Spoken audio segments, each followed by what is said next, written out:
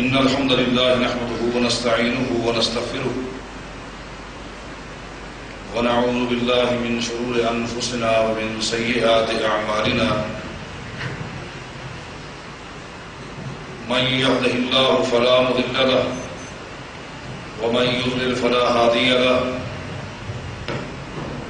وأشهد أن لا إله إلا الله وحده لا شريك له وأشهد أن محمدا عبده ورسوله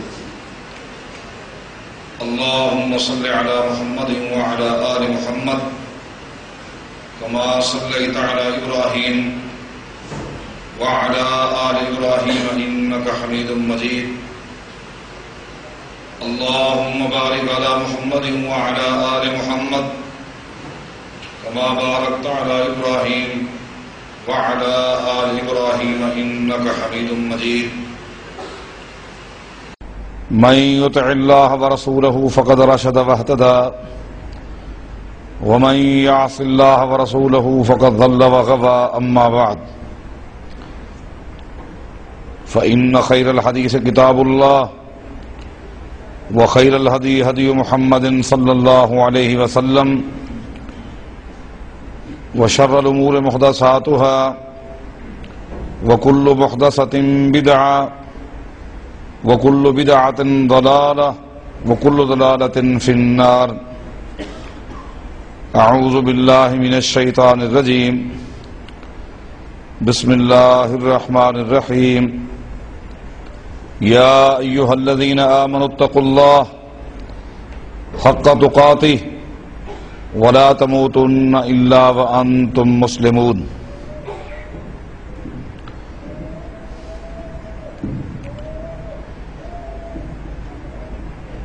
روزے کا مقصد کیا ہے، اس عنوان پر آج گفتگو کے لیے حکم دیا گیا ہے۔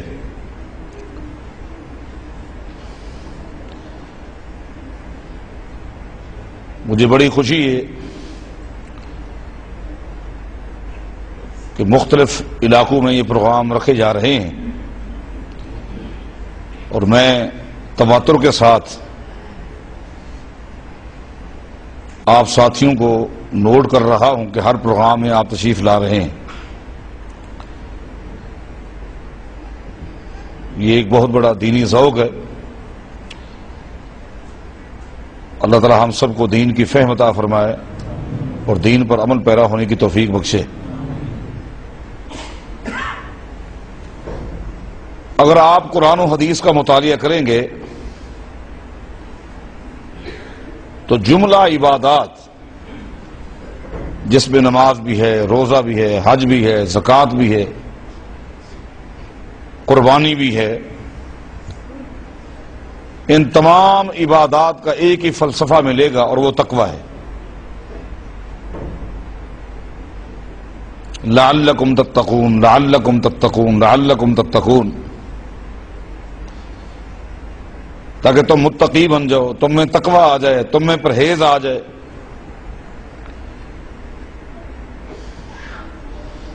تمام عبادات کا مقصد ایک ہی ہے، فلسفہ ایک ہی ہے کہ تم متقی بن جاؤ۔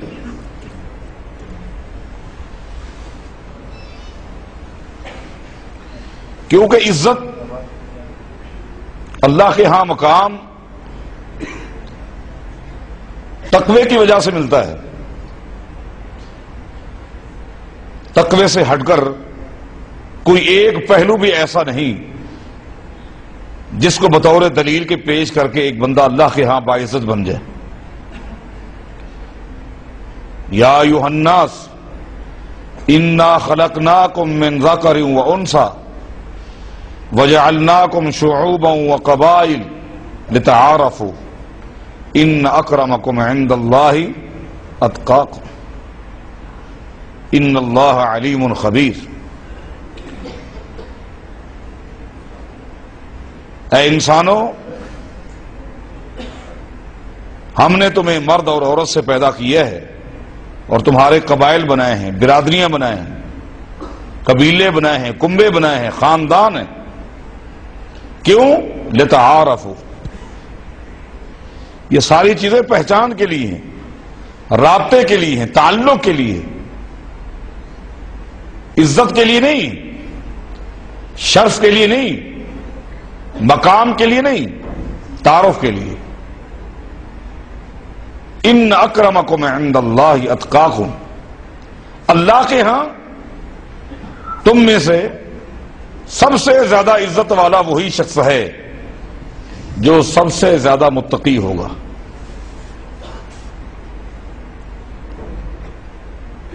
تقویٰ کہتے کس کو ہے؟ تقویٰ جو لفظ کثرت کے ساتھ قرآن کریم میں آپ کو ملتا ہے، تقوی کا معنی کیا ہے؟ تقویٰ کہتے کس کو ہے؟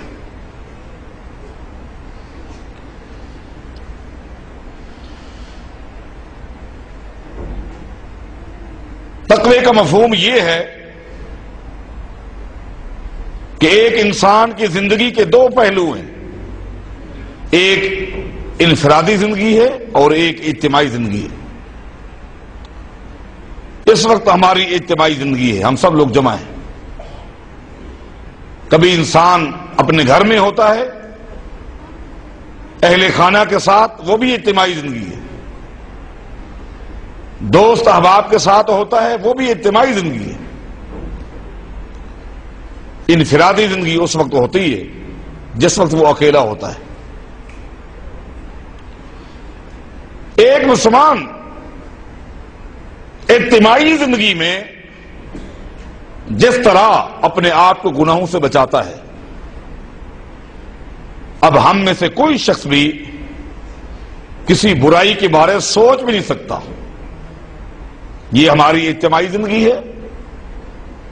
اس اجتماعی زندگی کے اندر ہم میں سے کوئی شخص بھی نہ شراب کے بارے سوچ سکتا ہے، نہ بدکاری کے بارے سوچ سکتا ہے، کسی برائی کا تصور بھی نہیں لا سکتا۔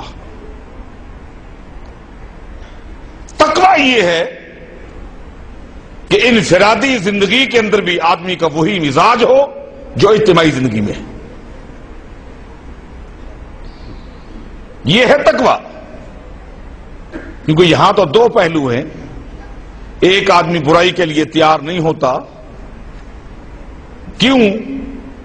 ایک پہلو تو یہ ہے کہ ہو سکتا ہے اللہ سے ڈرتا ہو، دوسرا پہلو یہ کہ ہو سکتا ہے ان لوگوں سے ڈرتا ہو۔ لیکن انفرادی زندگی میں اگر اس کو برائی کا موقع مل جائے، گناہ کا موقع مل جائے، اور پھر بھی اس کا مزاج وہی بنے، تو اس کا معنی یہ ہے یہ بندہ اپنے مالک اور خالق سے ڈرتا ہے، اس کے دل میں خوف ہے تو ایک اللہ کا ہے۔ یہ ہے تقویٰ۔ روزہ اسی چیز کا درس دیتا ہے۔ ایک شخص بند کمرے میں بیٹھا ہے، روزے کی حالت میں ہے، دنیا کی ساری نعمتیں اس کے سامنے موجود ہیں، ماکولات، مشروبات، سامنے کھانے کی چیزیں موجود ہیں، پینے کی چیزیں موجود ہیں، فروٹ موجود ہیں، بند کمرہ ہے۔ اللہ کی مخلوق میں سے کوئی بھی اس کو نہیں دیکھ رہا، نہ اولاد میں سے، نہ دوست احباب میں سے، نہ بیوی دیکھ رہی ہے، اور اگر بیوی ہے تو خاوند نہیں دیکھ رہا، الگ بیٹھا ہے۔ معاملہ بالکل الگ ہے اس کا۔ بھوک شدت کی، حد درجہ پیاس لگی ہوئی ہے، وہ کھا بھی سکتا ہے، وہ پی بھی سکتا ہے، اور 2 منٹ کے بعد یہ ہونٹ دوبارہ خشک ہو جاتے ہیں۔ پانی پینے سے باہر نکلنے کے بعد کوئی محسوس نہیں کر سکتا کہ اس نے کچھ پیا ہے یا کھایا ہے، پانی کی کوئی خوشبو نہیں آتی۔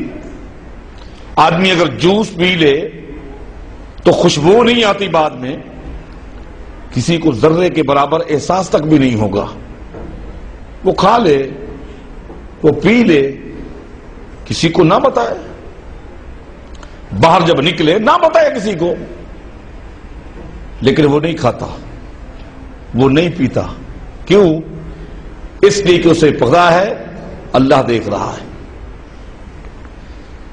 اولاد نہیں دیکھ رہی، دوست احباب نہیں دیکھ رہے، لیکن اللہ تعالیٰ دیکھ رہا ہے۔ یہ روزہ تربیت کرتا ہے، درس دیتا ہے کہ تجھے بھوک لگی ہوئی ہے، پیاس لگی ہوئی ہے، کوئی نہیں دیکھ رہا سوائے ایک اللہ کے، تو اس کے قریب نہیں کیا، تیری بقیہ زندگی بھی اسی طرح گزرنی چاہیے۔ تیری بقیہ زندگی بھی، بلکہ آپ غور کریں، کھانا حرام نہیں، پینا حرام نہیں، یہ حلال چیزیں اور حلال ہے، لیکن اللہ کا حکم آ گیا ہے، اللہ کا حکم آ گیا ہے کہ اس پیریڈ میں، اس دورانیہ میں تو نے ان حلال چیزوں کے قریب نہیں جانا۔ روزہ ان 3 حلال چیزوں کو چھوڑ دینے کا نام ہے، چوتھی کوئی چیز نہیں ہے۔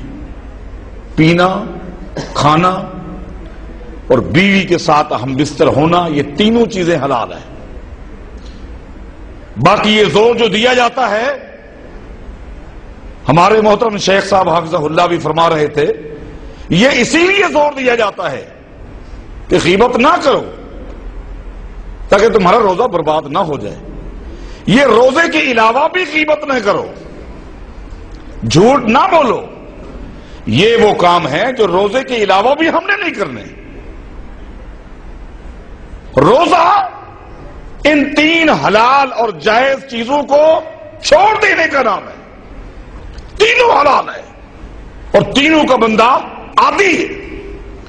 قربان جائے، یہ بندہ جو اللہ کے حکم پر حلال چیزوں کو بھی چھوڑ دیتا ہے کہ اللہ کا حکم ہے، کیا اس سے توقع کی جا سکتی ہے کہ یہ حرام چیز کے قریب جائے گا؟ یہ تو حلال چیزوں کو چھوڑ دیتا ہے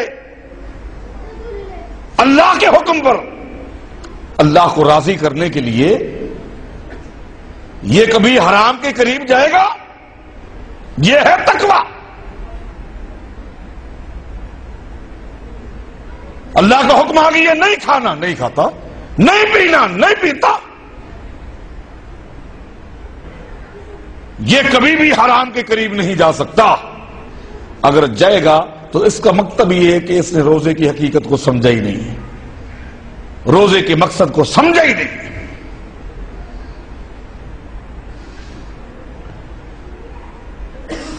پھر اس کی جو عبادات ہیں، یہ عبادت نہیں ہے، یہ ایک عادت ہے۔ پھر یوں سمجھا جائے گا کہ بس صرف اس مہینے میں اس کے کھانے پینے کا شیڈول چینج ہو گیا، ٹائم ٹیبل ہے جو اس میں تبدیلی آ گئی ہے، اور کچھ بھی نہیں، کوئی فائدہ نہیں۔ نبی علیہ السلام کا فرمان ہے، آئیے اب، انی لعالم اقوام من امتی یاتون یوم القیامت باعمال امثال جبال تہامہ۔ تہامہ مکہ کا ایک نام ہے جو پہاڑوں کے ساتھ گھرا ہوا ہے۔ نبی علیہ السلام فرماتے ہیں، قیامت کے دن میری امت کے کچھ لوگ آئیں گے اور اعمال اتنے لے کر آئیں گے جیسا کہ تہامہ کے پہاڑ ہے۔ یہ پہاڑ، اعمالوں کے پہاڑ ایک دن میں نہیں بنے، منا بڑی محنت کی، بڑی کوشش کی، دن رات لگے رہے، نمازیں پڑھتے رہے، روزے رکھتے رہے، حج کرتے رہے، زکاتیں دیتے رہے، قربانیاں کرتے رہے، اتنے اعمال حتیٰ کہ تہامہ کے پہاڑوں کی طرح ہو گئے۔ قیامت کے دن آئیں گے اور ان پہاڑوں کو اللہ کے سامنے رکھ دیا جائے گا، فَيَجْعَلُهَا اللَّهُ تَعَالَى هَبَاءً مَنْثُورًا۔ جس طرح تیز آندھی چلتی ہے، تیز ہوا چلتی ہے اور ریت کے ذرات اڑ جاتے ہیں، زمین پہ پڑے ہوئے تنکے اڑ جاتے ہیں، جو ہی ان پہاڑوں کو، اعمال کے پہاڑوں کو رکھا جائے گا، ریت کے ذرات کی طرح، تنکوں کی طرح ان کو اڑا کے برباد کر دیا جائے گا۔ اللہ اکبر، محنت کتنی! پہاڑ فائدہ کچھ نہ ہوا، سب کو اڑا دیا گیا، کسی ایک نیکی کی بھی اللہ تعالیٰ قدر نہیں کرے گا۔ جب یہ بات صحابہ کرام نے سنی رضوان اللہ علیہ مجمعین، عرض کرنے لگے صرف ہم لنا حتی لا نکون منہم، اے اللہ کے رسول صلی اللہ علیہ وسلم یہ کون لوگ ہوں گے، یہ کون ہوں گے جن کی نیکیوں کو برباد کر دیا جائے گا، تباہ و برباد کر دیا جائے گا، ہوں گے کون؟ صرف ہم لنا، ان کا تعارف کرائیں، حتی لا نکون منہم، تاکہ ہم اپنے آپ کو بچائیں، ہم ویسے نہ بنیں۔ نبی علیہ السلام ہمیں کہ اما انہم من اخوانکم ومن جلدتکم یاخذون من اللیل کما تاخذون، وہ تمہارے دینی بھائی ہوں گے، ان کا تعلق بھی نسل انسانیت سے ہوگا۔ یاخذون من اللیل کما تاخذون، جس طرح تم نیکیاں کرتے ہو وہ بھی نیکیاں کریں گے، تم نمازیں پڑھتے ہو وہ نمازیں پڑھیں گے، تم روزے رکھتے ہو وہ روزے رکھیں گے۔ جو تمہارے اندر خوبیاں ہیں یہ ساری خوبیاں ان میں ہوں گی، لیکن ان میں ایک خامی ہوگی جو تمہارے اندر نہیں ہے۔ اللہ تعالیٰ اس خامی سے ہم سب کو محفوظ کر لے۔ ایک خامی ہوگی، ایک خامی، صرف ایک خامی کی وجہ سے ان پہاڑوں کو تباہ کر دیا جائے گا، نمازوں کو تباہ کر دیا جائے گا، روزوں کو برباد کر دیا جائے گا، ایک خامی کی وجہ سے۔ وہ خامی کیا ہے؟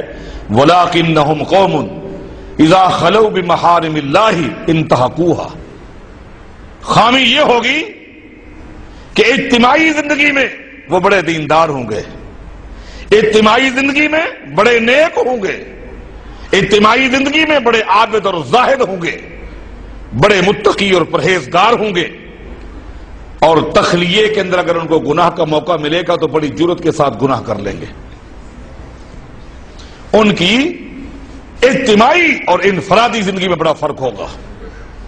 اجتماعی زندگی کچھ اور طرز کی ہوگی، انفرادی زندگی کچھ اور طرز کی ہوگی، اور انفرادی زندگی میں جب ان کو گناہ کا موقع ملے گا تو وہ گناہ کر لیں گے۔ اللہ کی غیرت کا تقاضا یہ ہے، یہ بندے مسجد میں برائی نہیں کرتے میرے ڈر کی وجہ سے، گھر میں بیٹھ کر برائی نہیں کرتے میرے ڈر کی وجہ سے، دفتر میں بیٹھ کر دوستوں کے سامنے برائی نہیں کرتے میرے ڈر کی وجہ سے، تو آج رات کی تاریکی میں یہ بند کمرے میں چھپ کر یہ گناہ کر رہا ہے، یہ میرا ڈر کہاں گیا؟ میں تو آپ بھی اس کو دیکھ رہا ہوں، میں تو آپ بھی اس کو دیکھ رہا ہوں۔ اس کا مطلب یہ ہے یہ ظالم مخلوق سے ڈرتا ہے، مجھ سے نہیں ڈرتا۔ جو مجھ سے نہیں ڈرتا میں ان کی نمازوں کو روزوں کو کیا کروں گا؟ تقوی کو سمجھیے کہ تقوی ہے کیا؟ اجتماعی اور انفرادی زندگی میں یکسانیت ہے، تو پھر سمجھو کہ روزے نے اس کو جو سبق دیا ہے اس نے یاد بھی کر لیا ہے، اس کو عملی شکل بھی دی ہے۔ ہاں، جن لوگوں نے اس فلسفے کو سمجھا، اس مقصدیت کو نوٹ کیا، ان کی زندگیوں کے اندر جو انقلاب آیا اس کو ہم نے نوٹ کیا۔ ایسا انقلاب آیا، تاریخی انقلاب۔ نماز کا وقت ہو چکا ہے، ایک نوجوان مسجد نبوی میں نماز پڑھنے کے لیے آ رہا ہے، آتے ہوئے راستے میں خالی ایک خاتون کو ہاتھ لگ گیا، زنا نہیں کیا، معانقہ نہیں کیا، خالی ہاتھ لگا، عورت چل پڑی۔ یہ نوجوان مسجد میں آیا لیکن پریشان ہو گیا، گھبرا گیا کہ کل قیامت کے دن میرا کیا بنے گا؟ غیر محرم کو میرا ہاتھ لگ گیا، اس کو کسی اور نے نہیں دیکھا تھا، کسی نے پکڑا نہیں تھا، نہیں، آتے ہی ابھی جماعت کھڑی نہیں ہوئی، نبی علیہ الصلوۃ والسلام کے آگے عرض کرتا ہے، اپنا واقعہ بتاتا ہے اور ساتھ ہی کہتا ہے اقم علیہ کتاب اللہ، اے اللہ کے رسول صلی اللہ علیہ وسلم یہ غلطی تو ہو گئی، میرا ہاتھ لگ گیا، اب جو سزا دینی ہے سزا دے دیجیے۔ خود کہہ رہا ہے، اس کو پکڑا نہیں گیا، اس کو کسی نے دیکھا نہیں، عورت نے آ کر نبی علیہ السلام سے شکایت نہیں کی، نہیں، یہ ہے تقویٰ۔ خود کہتے ہیں اقم علیہ کتاب اللہ، اللہ کے قانون کو میرے اوپر نافذ کیجیے۔ نبی علیہ السلام خاموش ہے، آپ نے کوئی جواب نہیں دیا۔ صحیح بخاری کی حدیث ہے، نبی علیہ السلام نے جماعت کرائی اور نماز پڑھائی، نماز ہو گئی، لیکن ابھی تک یہ نوجوان پریشان ہے، بے قرار ہے، اس کو چین نہیں آتا۔ پھر وہیں سے کھڑا ہو جاتا ہے، پھر نبی علیہ السلام کے آگے یہی درخواست رکھتا ہے، اللہ کے رسول مجھے پاک کر دیجئے، جو سزا ہے دے دیجئے۔ اب نبی علیہ السلام نے فرمایا الست قد صلیت معنا، کیا تو نے ابھی ہمارے ساتھ نماز نہیں پڑھی؟ اس نے کہا جی ہاں نماز تو پڑھی ہے۔ اللہ کے پیغمبر نے فرمایا جو نماز سے پہلے تو اس سے غلطی ہو گئی تھی، اس نماز کی برکت سے اللہ نے اس کو معاف کر دی ہے۔ یہ وہ لوگ ہیں، یہ ہیں جنہوں نے عبادات کے مقصد کو سمجھا تھا۔ روزہ جو ان کو نصیحت کر کے جاتا تھا، کاربند رہتے تھے، آپ نے اس خاتون کو نہیں دیکھا؟ کون سی ٹیم پکڑ کر نبی علیہ السلام کے پاس لائی تھی؟ کوئی نہیں۔ غلطی ہو گئی، غلطی ہو جاتی ہے، انسان کو نفس امارہ برائی کے لیے اکساتا ہے، نفس لوامہ ملامت کرتا ہے، یہ دونوں کی کشمکش ہے۔ کبھی ایسا بھی ہوتا ہے کہ نفس امارہ غالب آ جاتا ہے اور انسان سے غلطی ہو جاتی ہے۔ یہی وجہ ہے کہ قیامت تک کے لیے ایک انسان کے لیے اللہ نے توبہ کے دروازے کو کھول کے رکھا ہے۔ نفس لوامہ منع کرتا ہے کہ گناہ نہ کر، امارہ ترغیب دیتا ہے۔ کبھی ایسا بھی ہوتا ہے کہ وہ غالب آ جاتا ہے اور گناہ ہو جاتا ہے، اور بندہ بعد میں نادم ہوتا ہے، شرمندہ ہوتا ہے، اپنی غلطی کا احساس ہوتا ہے۔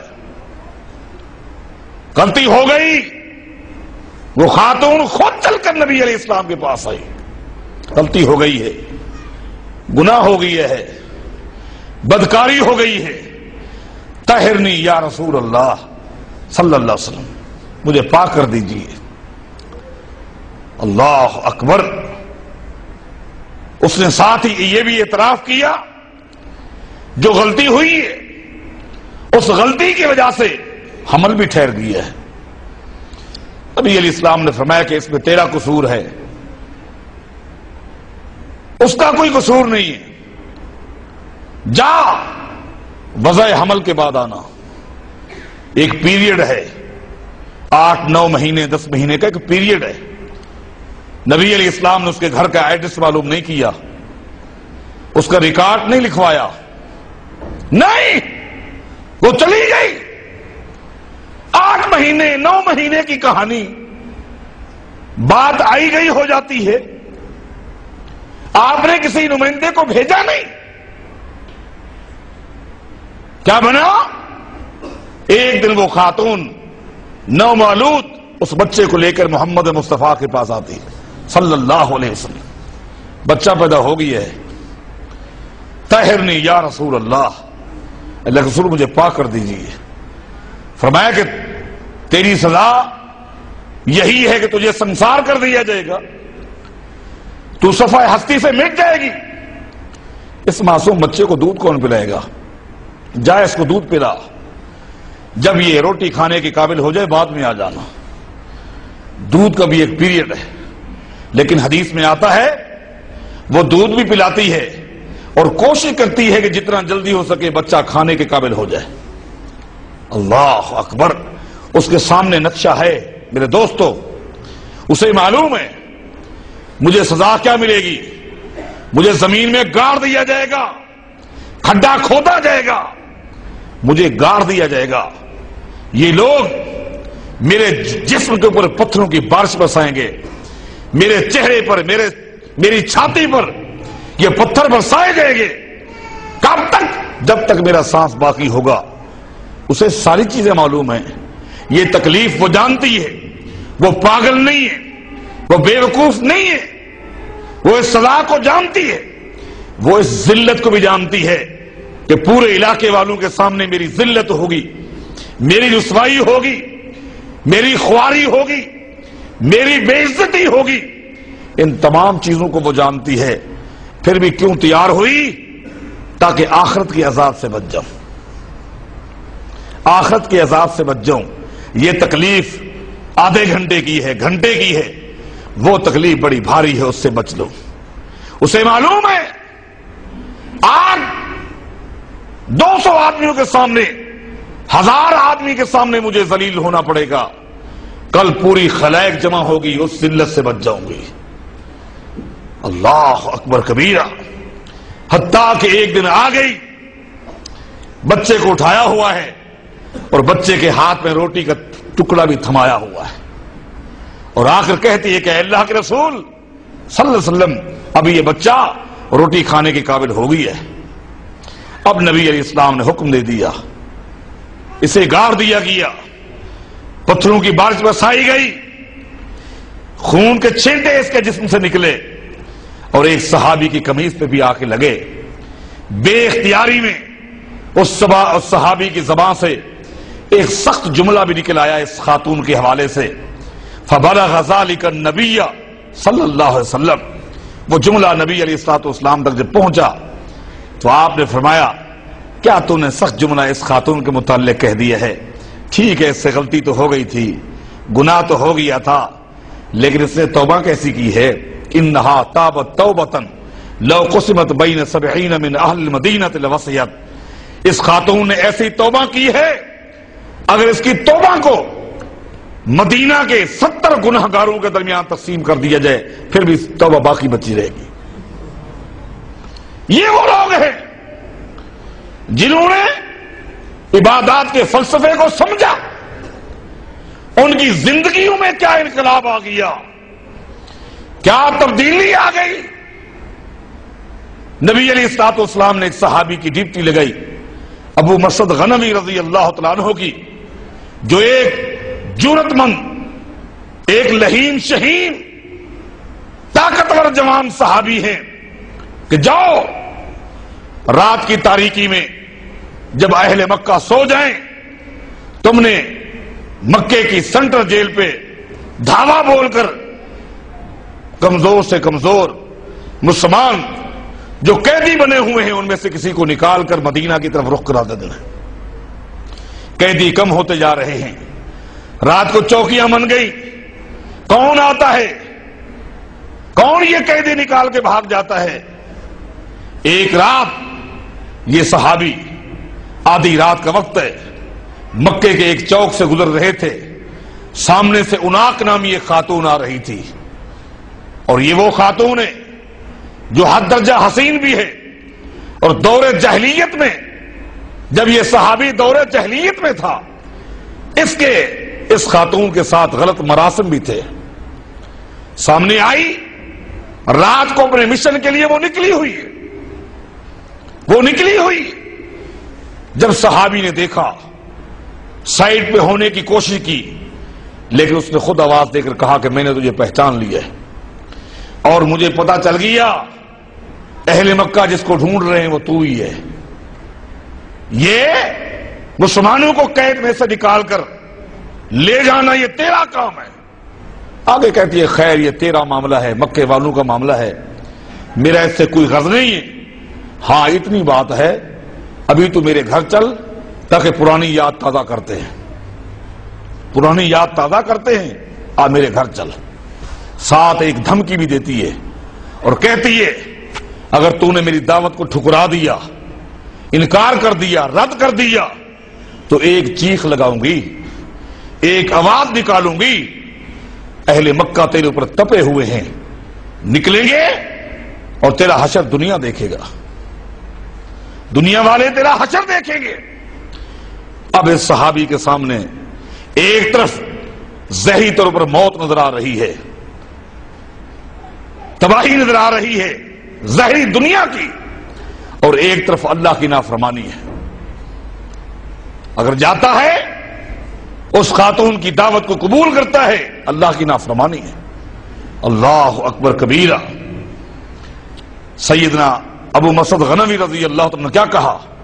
فرمانے لگے یا عناق ان اللہ حرم الزنا، جس برائی کی تو دعوت دے رہی ہے میرے رب نے اس کو حرام کر دیا۔ یہ ہے تخلیہ، انفرادی زندگی، کوئی نہیں دیکھ رہا اللہ کے علاوہ۔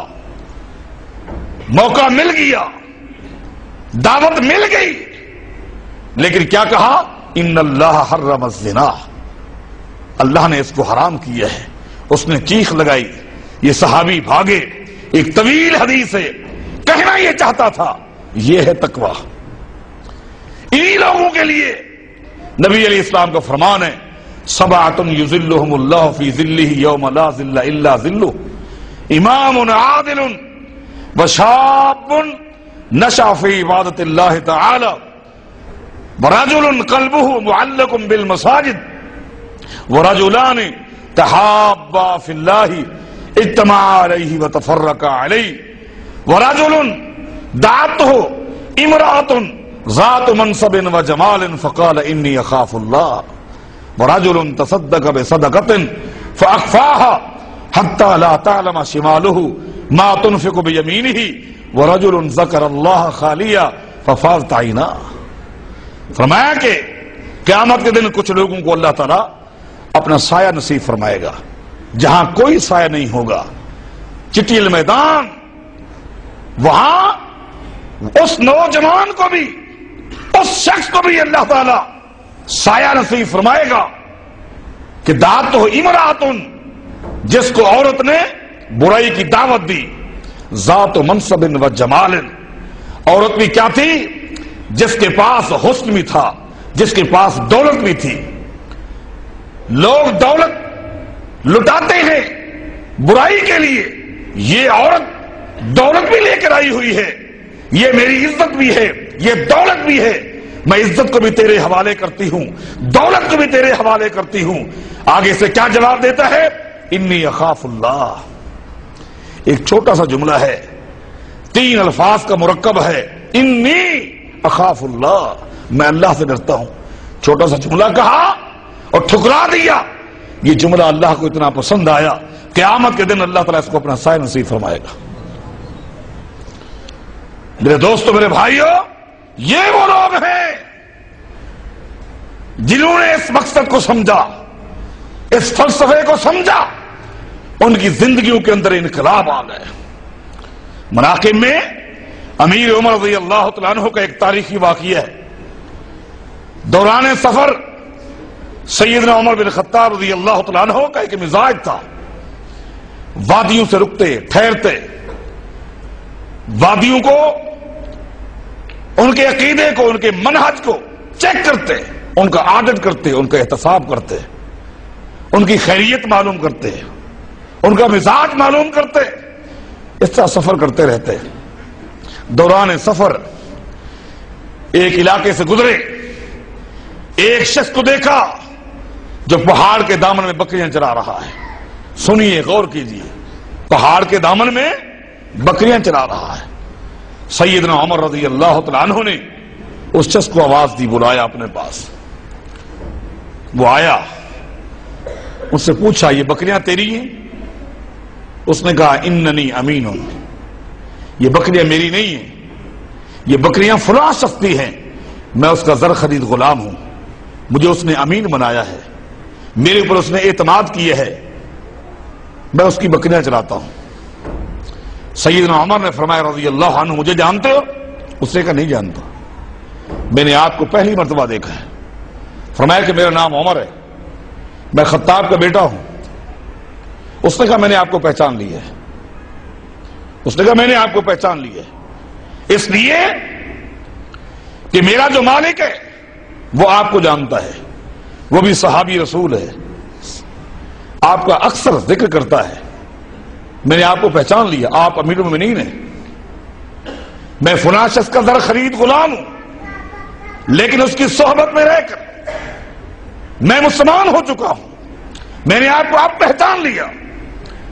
اب سیدنا عمر کو معلوم ہو گیا کہ یہ مسلمان ہے اور ہے زر خرید غلام، اس کا احتساب کرنے کے لیے، اس کا آڈٹ کرنے کے لیے، اس کا مزاج چیک کرنے کے لیے سیدنا عمر نے فرمایا کہ ہم ایک طویل سفر پہ جا رہے ہیں، طویل سفر پہ جا رہے ہیں، اور مجھے ایک بکری چاہیے جو دودھ دینے والی بکری ہو، ہم اس کو اونٹ کے کچاوے میں بٹھا دیں گے، بکری کا کوئی وزن نہیں ہوتا، راستے میں اس کو کھلاتے پلاتے جائیں گے اور ہم اس کا دودھ پیتے جائیں گے، لیکن ہمارے پاس پیسے نہیں ہیں، ہمارے پاس پیسے نہیں ہیں، ایک بکری کیا تو دے سکتا ہے؟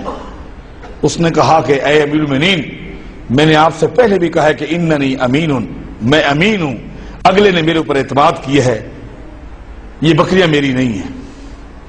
لو کانت الغنم لی لما بخلت علیک بواحدۃ، اگر بکریاں میری ہوتی، بکریوں کا مالک میں ہوتا، بکریاں میری ہوتی تو ایک بکری کے دینے میں میں بخل نہ کرتا، میں کنجوسی نہ کرتا، میں آپ کو بکری دے دیتا۔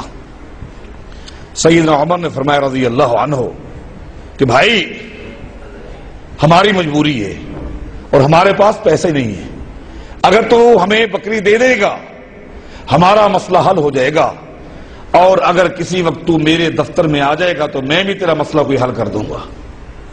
ایمانداری سے بتاؤ، اگر وقت کا کوئی حاکم بادشاہ کسی کو یہ کہہ دے کہ اگر تو میرے پاس آ جائے گا تو میں بھی تیرا کوئی مسئلہ حل کر دوں گا، اس ایک جملے کے پیچھے وہ آدمی جذبات کی ایک کتاب لکھ سکتا ہے، ایک کتاب لے سکتا ہے۔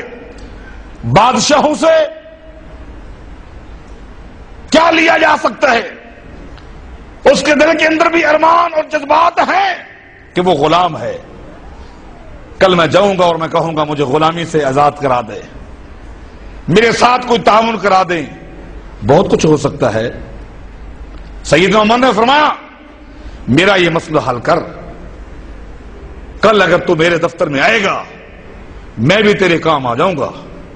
یہ جملہ اس جوان نے سنا، اس نے کہا کہ اے امیر المومنین، آپ نے مجھے مجبور کر دیا ہے، بار بار آپ نے اصرار کیا ہے، اب میں مجبور ہو گیا ہوں، ہاں میں آپ کو بکری دیتا ہوں، میں آپ کو بکری دیتا ہوں، ہاں ضمناً سیدنا عمر نے اس سے یہ بھی پوچھا کہ تو جو مجھے ایک بکری دینے کے لیے تیار نہیں، یہ تو بتا تیرا مالک تیرے اوپر لگتا ہے کہ اعتماد ہی نہیں کرتا، اس کو کوئی تیرے اوپر اعتماد نہیں۔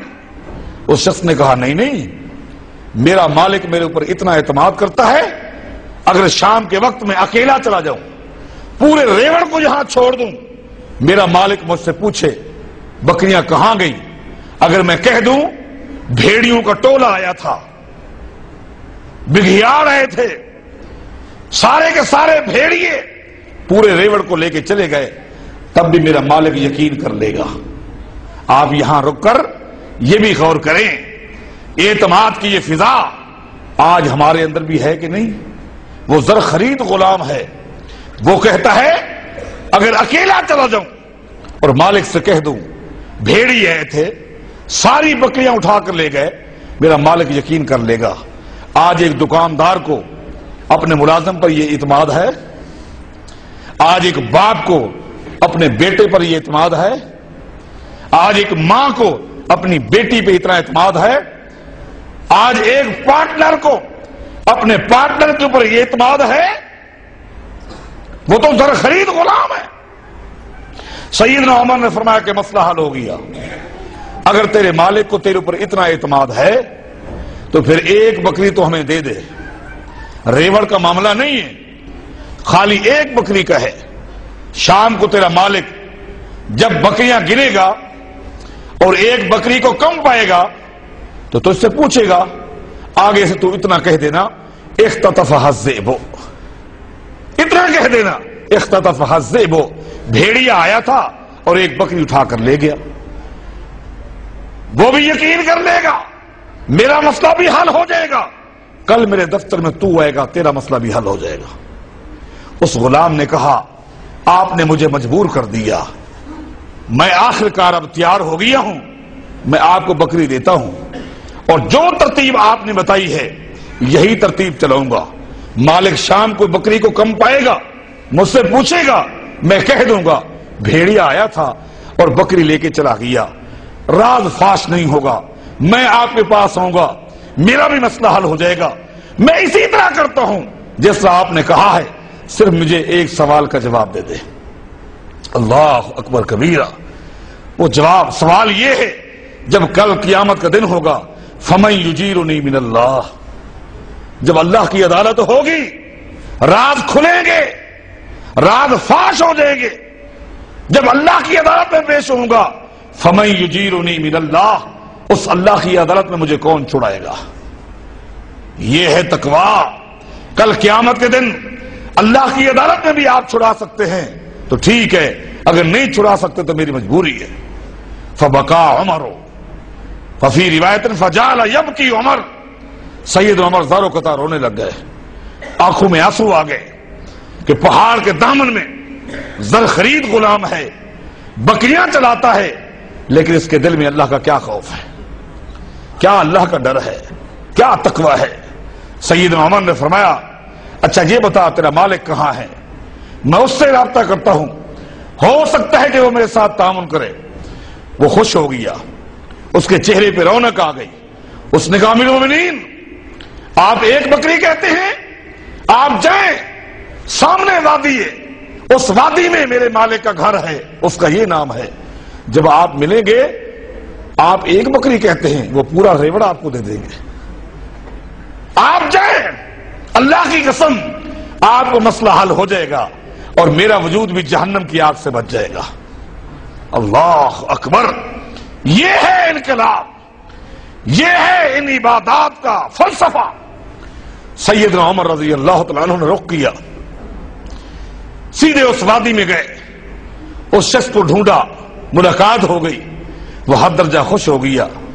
امیر عمر رضی اللہ عنہ نے فرمایا ہمیں جلدی ہے، ہم نے آگے سفر کرنا ہے، میں یہاں سے گزر رہا تھا، ایک نوجوان کو بکریاں چراتے ہوئے دیکھا، وہ بکریاں مجھے پسند آ گئی ہیں اور بکریوں سے زیادہ بکریوں کے چرانے کا انداز مجھے پسند آ گیا، جو قیمت چاہتے ہیں بکریوں کی قیمت لے لو اور اس غلام کی بھی قیمت لے لو، میں یہ بکریاں بھی خریدتا ہوں، میں یہ غلام بھی خریدنا چاہتا ہوں۔ اس شخص نے کہا امیر المومنین آپ کے لیے یہ کیا چیز ہے، آپ سے یہ چیزیں پیاری، اگر آپ کو میری بکریاں پسند آ گئی ہیں، میرا غلام پسند آ گئی ہے، آپ لے لیں۔ فرمایا نہیں، میں اپنی اس امارت کی آڑ میں ذاتی فائدے نہیں اٹھانا چاہتا۔ اللہ اکبر کبیرہ۔ جب سیدنا عمر تیار نہ ہوئے تو اس نے کم سے کم قیمت بتا کر بکریاں بھی دے دی، غلام بھی دے دیا۔ امیر عمر نے فرمایا اب آپ میرے ساتھ چلیں، میرے ساتھ چلیں، اس غلام کو بتائیں تو صحیح کہ آج کے بعد وہ میرا غلام ہے، یہ بکریاں آج کے بعد میری ہیں، اگلی ترتیب میں ان کو خود بتاؤں گا۔ وہ ساتھ چل پڑا، غلام کو آواز دی، غلام آ گیا، کہا ان کو جانتے ہو؟ اس نے کہا جی ہاں تھوڑی دیر پہلے ملاقات ہوئی ہے، یہ امیر المومنین عمر بن خطاب ہیں رضی اللہ عنہ۔ کہنے لگا یہ ہماری بکریاں ان کو پسند آ گئی ہیں اور تیرے چرانے کا انداز بھی پسند آ گئی ہے، انہوں نے پیمنٹ کر دی ہے، اب آج کے بعد تو ان کا غلام ہے، یہ بکریاں بھی ان کی ہیں، اب جس طرح یہ ہدایات دیں اس کے مطابق چلے۔ سیدنا عمر نے فرمایا سن لیا، آج کے بعد تو میرا غلام ہے، آج کے بعد یہ بکریاں میری۔ اس نے کہا جی ہاں آپ حکم دیں، ان بکریوں کو لے کر کہاں جاؤں؟ سیدنا عمر نے فرمایا میں نے اللہ کی رضا کے لیے تجھے آزاد کر دی ہے اور بطور تحفے کے یہ بکریاں میں نے تجھے دی ہیں، جس جوان کے دل میں اللہ کا یہ خوف ہو وہ بندہ لوگوں کی غلامی نہیں اللہ کی غلامی میں باقی زندگی گزارے۔ یہ ان کی زندگی یہ ہے، انقلابی زندگیاں۔ عروہ بن زبیر کو کون نہیں جانتا؟ خاندانی مسلمان ہیں، اس لیے کہہ رہا ہوں کہ ہم بھی خاندانی ہیں، پیدائشی مسلمان ہیں۔ کچھ لوگ ایسے جو کنورٹڈ یہودیت سے، نصرانیت سے، مجوسیت سے، سکھیت سے، ہندویت سے اسلام میں داخل ہوئے۔ چلو زندگی کا ایک چیپٹر جو ہے وہ گناہوں کی دلدل میں دھسا ہوا، لیکن عروہ بن زبیر خاندانی مسلمان ہیں، نبی علیہ الصلوۃ والسلام کے بھتیجے ہیں، کیونکہ سیدنا زبیر نبی علیہ الصلوۃ والسلام کے پھوپھی زاد بھائی ہیں اور یہ ان کے بیٹے ہیں۔ سید عائشہ رضی اللہ تعالیٰ عنہا کے سگے بھانجے ہیں، سگے بھانجے ہیں، کیونکہ سید اسما جو سید عائشہ کی بہن ہے یہ ان کے بیٹے ہیں۔ ابوبکر صدیق رضی اللہ تعالیٰ عنہ کے نواسے ہیں، بیمار ہو گئے، پاؤں میں پھوڑا نکلا، علاج معالجہ بڑی کوشش کی، زخم اور پھیلتا گیا اور پھیلتا گیا، حتیٰ کہ حکماں نے کہا اس کا کوئی علاج نہیں، زہر پیدا ہو چکی ہے جس کو آپ کینسر کہتے ہیں، اب اس کا ایک ہی حل ہے کہ پنڈلی سے پاؤں کو کاٹنا پڑے گا، اگر نہ کاٹا گیا یہ زہر پورے جسم میں پھیل جائے گی۔ حکیم نے یہی کہا۔ عروہ بن زبیر نے کہا جب اس کے علاوہ کوئی حل نہیں، کوئی علاج نہیں، تو میں تیار ہوں، ٹھیک ہے۔ حکیم نے کہا کہ ٹھیک ہے پھر کر لوں گا۔ اگلے دن حکیم آیا اوزار لے کر، آتے ہی اس نے ایک شیشی، ایک بوتل عروہ بن زبیر کے آگے پیش کی۔ اس میں کیا ہے؟ اس نے کہا اس میں شراب ہے۔ شراب؟ میں کیا کروں؟ اس حکیم نے کہا میں بھی مسلمان ہوں، لیکن آپ کی ٹانگ کو کاٹنا ہے، پنڈلی کے گوشت کو پہلے چھری کے ذریعے الگ کیا جائے گا، پھر آری کے ذریعے ٹانگ کو کاٹنا ہے۔ معمولی بات نہیں ہے، آپ نے کبھی شراب نہیں پی، یہ پوری بوتل آپ کو پلاؤں گا، آپ کو نشہ آ جائے گا، جب میں آپ کی ٹانگ کاٹوں گا تو آپ کو تکلیف کا احساس کم سے کم ہوگا۔ عروہ بن زبیر نے کہا پہلی بات یہ ہے کہ یہ حرام ہے، جو چیز حرام ہے میں اس کو اپنے ہونٹوں کے قریب نہیں لاتا۔ دوسری بات یہ ہے اگر تو نے مجھے حرام چیز پلا دی اور اسی آپریشن میں مر گیا، میرا آخری گھونٹ حرام کا ہوا، قیامت کے دن میرا کیا بنے گا؟ میری ٹانگ کاٹ دے، پرواہ نہیں، شراب نہ پلا۔ اس حکیم نے کہا جذباتی باتیں نہ کرو، ٹانگ کا کاٹنا، گوشت کا پہلے چھری سے الگ کرنا، آری کے ساتھ ٹانگ کو کاٹنا اتنا آسان نہیں۔ عروہ بن زبیر نے کہا مجھے پتا ہے تکلیف ہوگی، میں برداشت کروں گا۔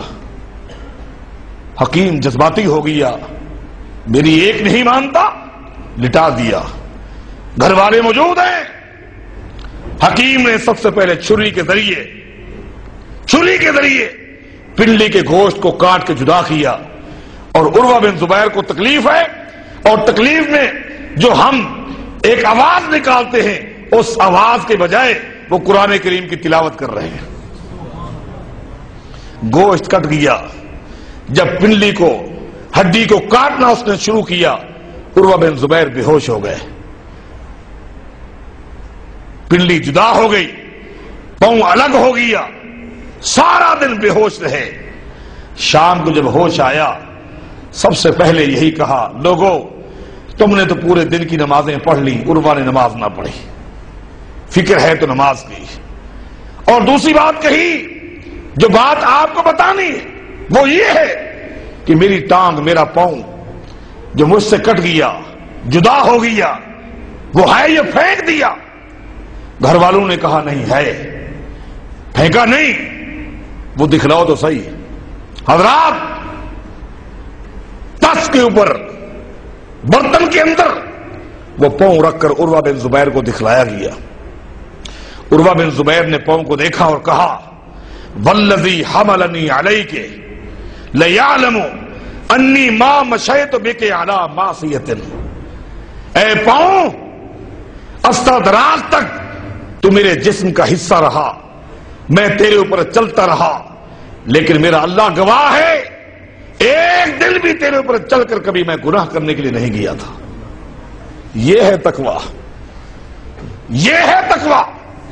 آج ہم میں سے کسی کی جرت ہے کہ وہ دعوے سے کہے اے آنکھ میرا اللہ گواہ ہے آج تک تیرے ذریعے میں نے کبھی گناہ نہیں کیا، اے ہاتھ میرا اللہ گواہ ہے تیرے ذریعے کبھی نافرمانی نہیں کی، اے پاؤں، اے کان، جسم کے کسی عضو کو مخاطب کر کے ہم یہ جملہ کہہ سکتے ہیں، یہ جسارت کر سکتے ہیں؟ یہ وہ لوگ ہیں، یہ ہمارے سلف صالحین ہیں، یہ جن کی زندگیوں میں انقلاب آیا، یہ وہ متقین لوگ ہیں، یہ وہ پرہیزگار لوگ ہیں. یہ ہے تقویٰ. انفرادی زندگی میں، اجتماعی زندگی میں، زندگی کے ہر موڑ پر اپنے آپ کو گناہوں سے بچانا، اللہ کی نافرمانی سے بچانا. لباس التقویٰ، یہ تقویٰ تو لباس ہے. اگر ایک لمحے کے لیے بھی تقوی کو، اللہ کے خوف کو کوئی شخص اپنے دل و دماغ سے نکال دے تو یہ سمجھے کہ شریعت کی اصطلاح میں وہ بے لباس ہے، وہ ننگا ہے. لباس نہیں ہے، وہ ہے ننگا. یہ دوستوں اور بھائیوں اور میری دینی بہنوں، تقوی کو آپ سمجھنے کی کوشش کریں کہ تقوی کیا ہے. اللہ کا خوف ہے. وَأَمَّا مَنْ خَافَ مَقَامَ رَبِّهِ وَنَهَى النَّفْسَ عَنِ الْهَوَىٰ فَإِنَّ الْجَنَّةَ هِيَ الْمَأْوَىٰ.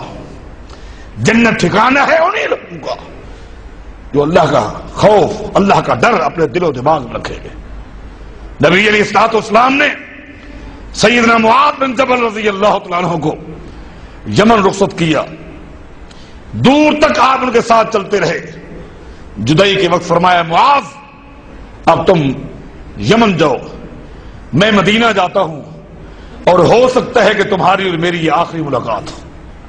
جدائی کے وقت دوست کو یہ جملہ کہے، دل پھٹ جاتا ہے، آنکھوں سے آنسو نکل آتے ہیں، عجیب اندھیرا چھا جاتا ہے کہ دوست کہے کہ ہو سکتا ہے کہ تیری اور میری آخری ملاقات ہو.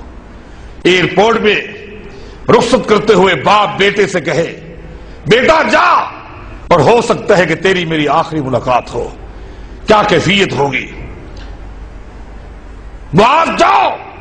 سیدنا معاذ رونے لگ گئے. اب نبی علیہ السلام نے تسلی دی اور فرمایا اے معاذ ان اول الناس بی المتقون یوم القیامت من کانوا وحیث کانوا.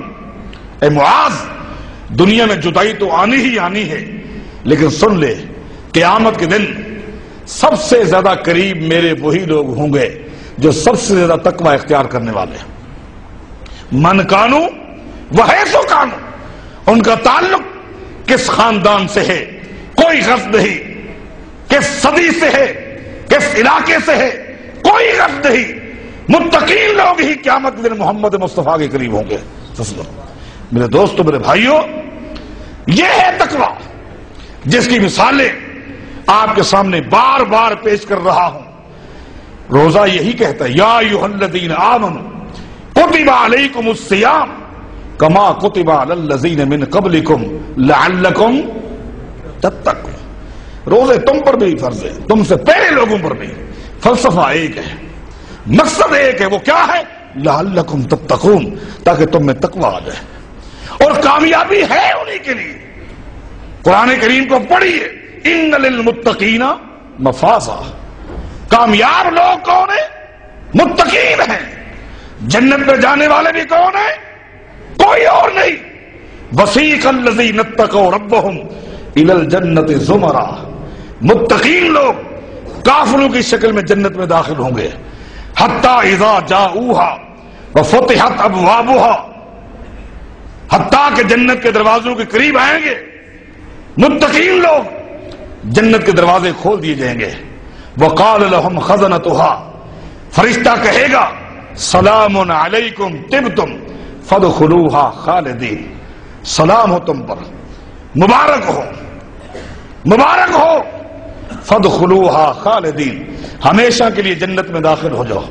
وقالوا الحمد للہ الذی صدقنا وعدہ وأورثنا الأرض نتبوأ من الجنة حيث نشاء فنعم أجر العاملین. جانے والے بھی اللہ کا شکر ادا کر رہے ہیں کہ اللہ نے وعدہ سچا کر دیا. یہ کون داخل ہوئے؟ وسیق الذین اتقوا ربهم، متقین لوگ، تقوی والے لوگ جنت میں داخل ہوں گے. یہ داخل ہو جائیں گے. حضرات داخل ہو گئے، دنیا کی چند روزہ زندگی اللہ کی اطاعت میں گزار دی، اللہ کی فرمانبرداری میں گزار دی، اللہ کا خوف اور ڈر اپنے دل و دماغ میں قائم رکھا، اور اس خوف اور تقوی کو اپنے دل سے نہیں نکالا. آج جنت مل گئی، جنت کا داخلہ مل گیا، فوراً ہی بعد جو ہی یہ داخل ہو جائیں گے متقین، اللہ تعالیٰ فرشتے کو حکم دے گا کہ کھڑے ہو کر اعلان کر. وہ فرشتہ اعلان کرے گا، پورے جنتی جہاں کہیں بھی ہوں گے سب اس اعلان کو سن رہے ہوں گے. اللہ اس اعلان کے سننے کی بھی توفیق عطا فرمائے. وہ فرشتہ کیا کہے گا؟ وَإِنَّ لَكُمْ أَن تَصِحُّوا فَلَا تَسْقَمُوا أَبَدًا. اللہ اکبر. او جنتیوں، او متقین لوگوں، اللہ سے ڈرنے والوں، تقوی اختیار کرنے والوں، اب جنت میں آ جانے والوں، سنو. وَإِنَّ لَكُمْ أَن تَصِحُّوا فَلَا تَسْقَمُوا أَبَدًا. آج کے بعد تم ہمیشہ جنت میں صحت مند رہو گے، کبھی بیماری تمہارے قریب نہیں آئے گی. یہ ہے زندگی، یہ ہے زندگی. اس زندگی کو حاصل کرنے کی کوشش کرو جس میں صحت تو ہے، بیماری نہیں، تندرستی تو ہے، مسائل نہیں. یہ ہے زندگی. وَإِنَّ لَكُمْ أَن تَحْيَوْا فَلَا تَمُوتُوا أَبَدًا. او جنتیوں، فرشتہ آواز لگا رہا ہے، صحیح بخاری صحیح مسلم کی حدیث ہے. وَإِنَّ لَكُمْ أَن تَحْيَوْا فَلَا تَمُوتُوا أَبَدًا. فرشتہ کہتا ہے او جنتیوں، آج کے بعد ہمیشہ جنت میں رہو گے، کبھی موت تمہارے قریب نہیں آئے گی. یہ ہے زندگی. یہ کون سی زندگی ہے جس میں بیماریاں ہی بیماریاں، پریشانیاں ہی پریشانیاں، بڑھاپا. وَإِنَّ لَكُمْ أَن تَشِبُّوا فَلَا تَحْرَمُوا أَبَدًا. او جنتیوں، آج کے بعد ہمیشہ جوان رہو گے، بڑھاپا قریب نہیں آئے گا. یہ ہے زندگی جس میں جوانی تو ہے، بڑھاپا نہیں ہے، جس میں صحت تو ہے، بیماری نہیں ہے، جس میں زندگی تو ہے اور موت نہیں. یہ کون سی زندگی ہے؟ چند دن کی جوانی، اس کے بعد بڑھاپا. دنیا کی زندگی کیا ہے؟ بڑھاپا اور جوانی. اور ان دونوں میں فرق کیا ہے؟ جوانی وہ ہے جو جائے اور واپس نہ آئے، اور بڑھاپا وہ ہے جو آئے اور واپس نہ جائے. جوانی آتی ہے اور چلی جاتی ہے، بڑھاپا آتا ہے لے کے جاتا ہے. حضرات جوانوں کو یہ جملہ اللہ کی قسم سمجھ نہیں آ رہا، لیکن بوڑھوں کو، بزرگوں کو یہ جملہ سمجھ آ رہا ہے کہ جوانی کس کو کہتے ہیں. بوڑھاپے میں بوڑھا گر گیا، اٹھا تو کہا یا لیت الشباب یعود یوما فساخبرہ ما فعل المشیب. بوڑھا کہتا ہے کاش میری جوانی صرف ایک دن کے لیے میرے پاس واپس آ جائے، خالی اس کو بتاؤں تو صحیح کہ تیرے جانے کے بعد بڑھاپے نے میرے ساتھ کیا حشر کیا ہے. تیرے جانے کے بعد بڑھاپے نے جو ظلم ڈھائے ہیں، آنکھوں پہ اثر کیا، وہ نگاہ نہ رہی، دانت سارے گر گئے. دیکھتا رہتا ہوں لوگ بڑی بڑی نعمتیں کھاتے اور پیتے رہتے ہیں، میں محروم رہتا ہوں. قانون نے جواب دے دیا. لوگ سنتے رہتے ہیں، میں سننے سے محروم. گھٹ نے جواب دے دیا، چل نہیں سکتا. ایک دن تو آ جائے جوانی، ایک دن تو آ جائے، اس کو بتاؤں تو صحیح کہ تیرے جانے کے بعد بڑھاپے نے میرے ساتھ کیا سلوک کیا ہے. ایک بہت بڑی نعمت ہے، بہت بڑی نعمت ہے. یہ ہے زندگی. اس زندگی کو حاصل کرنا چاہتے ہو, اللہ کو راضی کرنا چاہتے ہو, تو دنیا کی زندگی تقوی والی بناؤ, متقی بن جاؤ. ہاں, آج سے پہلے ماضی میں جو ہوا سو ہوا, بھول جائیں. آج سے ہماری زندگی میں انقلاب آنا چاہیے, کیونکہ مثل المؤمن کمثل الفرس یجول ثم یرجع. نبی علیہ السلام فرماتے ہیں مومن کی مثال گھوڑے کی طرح ہے. جس طرح گھوڑا اپنے مالک سے مانوس بھی ہوتا ہے, مالک گھوڑے سے محبت کرتا ہے, تو گھوڑا بھی اپنے مالک سے محبت کرتا ہے, مانوس بھی ہوتا ہے. مالک اس کو کھلاتا بھی ہے, اس کو پلاتا بھی ہے, اس کے سر پر ہاتھ بھی پھیرتا ہے. یہ گھوڑا بھی مانوس ہے, لیکن پھر بھی کبھی کبھی بھٹک جاتا ہے, جانور ہے.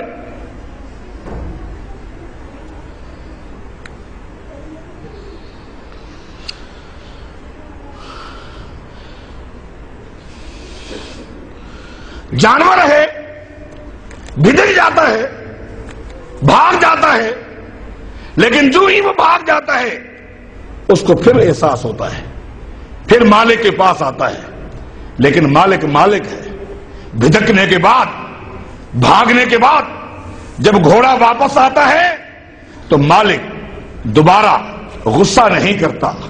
سنیے, مالک غصہ نہیں کرتا, اس کو مارتا نہیں, بلکہ دوبارہ اس کے چہرے کے اوپر ہاتھ پھیرتا ہے, اس کی پیٹھ پہ ہاتھ پھیرتا ہے. کوئی بات نہیں, بھاگ گیا تھا, واپس آ گیا. فرمایا کہ مومن بھی اسی طرح ہے, اپنے مالک اور خالق کو جانتا بھی ہے, مانتا بھی ہے, پھر بھی کبھی کبھی بھٹک جاتا ہے, گناہوں کی طرف چلا جاتا ہے. کوئی زنا کی طرف, کوئی چوری کی طرف, کوئی ڈکیتی کی طرف, کوئی شراب کی طرف, کوئی کسی برائی کی طرف. لیکن اگر واپس آ جائے, اللہ تعالیٰ تانے نہیں دیتا, اللہ ناراضگی کا اظہار نہیں کرتا, بلکہ یہ بندہ آنے والا اگر وضو کر کے 2 رکعت نماز پڑھ لے اور مکھی کے سر کے برابر آنسو کا قطرہ گرائے, اللہ ماضی کے گناہوں پر پانی پھیر دیتا ہے. بلکہ اللہ کا قرآن تو یہ کہتا ہے الا من تاب وآمن وعمل عملا صالحا فاولئک یبدل اللہ سیئاتہم حسنات وکان اللہ غفور رحیما. اگر کوئی شخص توبہ کر لے اور توبہ کے بعد عمل صالح کرے, گناہوں کو چھوڑ دے, اللہ کیا کرتا ہے, فاولئک یبدل اللہ سیئاتہم حسنات وکان اللہ غفور رحیما. اس بندے نے توبہ سے پہلے اپنی زندگی میں جتنے بھی گناہ کیے ہوتے ہیں, اللہ تمام گناہوں کو نیکیوں میں تبدیل کر دیتا ہے, نیکیوں میں تبدیل کر دیتا ہے. وکان اللہ غفور رحیما. اللہ تو بخشنے والا مہربان ہے. میرے دوستو, ماضی میں جو کچھ ہوا, آج سے آپ کی زندگی انقلابی زندگی کے حوالے سے آج تحیہ کرے, اللہ کے حضور معافی مانگیے, توبہ کیجیے, اور ان عبادات کا جو مقصد ہے اس کو سمجھیے. سمجھا تو فائدہ ہے, ورنہ شروع میں حدیث میں نے پڑھ کے سنائی تھی, قیامت کے دن پہاڑوں کے برابر اعمال ہوں گے, لیکن ان کو اڑا کے رکھ دیا جائے گا. کیوں؟ وہ تقوی سے خالی ہوں گے, اللہ کے خوف سے خالی ہوں گے. یہ عبادت اور عادت میں فرق ہے. عادت یہ ہے کہ اس مہینے میں آپ کا شیڈول تبدیل ہو گیا, اور عبادت یہ ہے کہ میں کیوں کر رہا ہوں. اس روزے نے ہمیں کیا دست دیے ہے, بہت سارے دروس ہیں, بڑی نصیحتیں ہیں جو یہ روزہ کرتا ہے. ان میں سے ایک ہی نقطے پر میں نے اکتفا کیا ہے. اللہ مجھے اور آپ کو تقوی کی ایک عظیم دولت سے مالا مال کر دے. اقول قولی ھذا وآخر الحمدللہ رب العالمین.